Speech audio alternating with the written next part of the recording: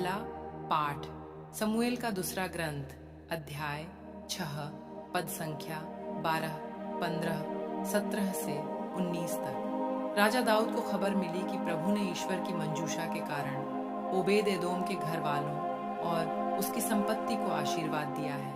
इसीलिए दाऊद गया और ईश्वर की मंजूषा ओबेद एदोम के घर से बड़े आनंद के साथ दाऊद नगर ले आया। जब ईश्वर की मंजूषा ढोने वाले 6 कूदम आगे बढ़े थे तो दाऊद ने एक बैल और एक मोटे बछड़े की बलि चढ़ाई। वह छालटी का अधो वस्त्र पहने प्रभु के सामने उल्लास के साथ नाच रहा था। इस प्रकार दाऊद और सब इजरायली जयकार करते और तुरही बजाते हुए प्रभु की मंजूषा ले आए। उन्होंने मंजूषा को लाकर उस तंबू के मध्य में रख दिया जिसे दाऊद ने उसके लिए खड़ा किया था। इसके बाद दाऊद ने प्रभु को होम और शांति के बलिदान चढ़ाए। अंत में उसने समस्त प्रजा, सभी एकत्र इस्राएली पुरुषों और स्त्रियों को एक एक रोटी भुने हुए मांस का एक एक टुकड़ा और किशमिश की एक एक टिकिया दी। इसके बाद सब लोग अपने अपने घर गए। यह प्रभु की वाणी है। ईश्वर को धन्यवाद।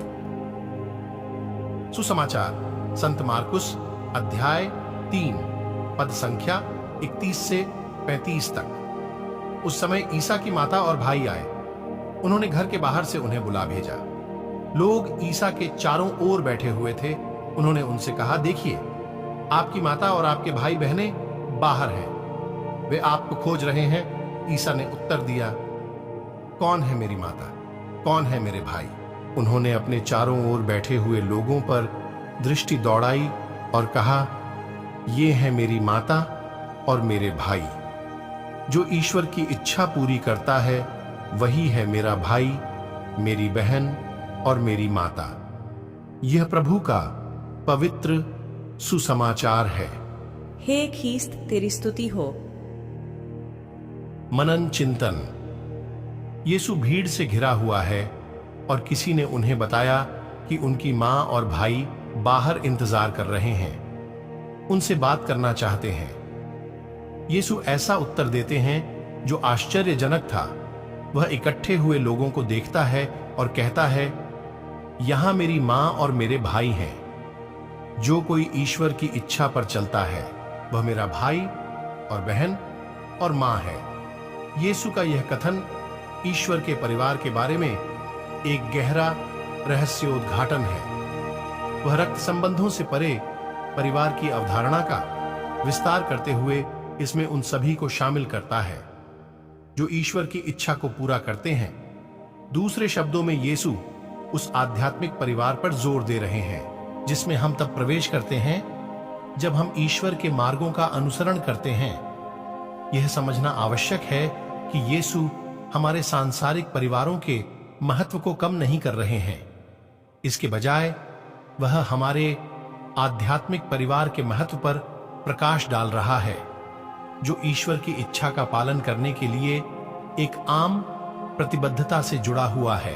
हम कैथोलिक विश्वासियों को यह याद दिलाता है कि हमारी एकता ईश्वर के प्रति हमारी प्रतिबद्धता में पाई जाती है। जब हम उनकी शिक्षाओं के अनुसार जीने और ईश्वर की इच्छा पूरी करने का प्रयास करते हैं तो हम सभी मसीह के परिवार का हिस्सा हैं। यह संदेश हमें उन तरीकों पर विचार करने के लिए आमंत्रित करता है जिनसे हम साथी विश्वासियों के साथ अपने आध्यात्मिक बंधन को मजबूत कर सकते हैं। क्या हम अपनी विश्वास यात्राओं में एक दूसरे का समर्थन कर रहे हैं? क्या हम अपने निकटतम दायरे से परे मसीह के व्यापक परिवार को पहचानते हैं? आइए हम अपने समुदायों और पल्लियों में प्रेम और समर्थन का माहौल विकसित करें, यह स्वीकार करते हुए कि हम सभी मसीह में भाई और बहन हैं। आइए तब हम सभी आज के वचन पर मनन चिंतन करें। आप सभी विश्वासी भाई बहनों को परमेश्वर आशीष प्रदान करे। आमीन।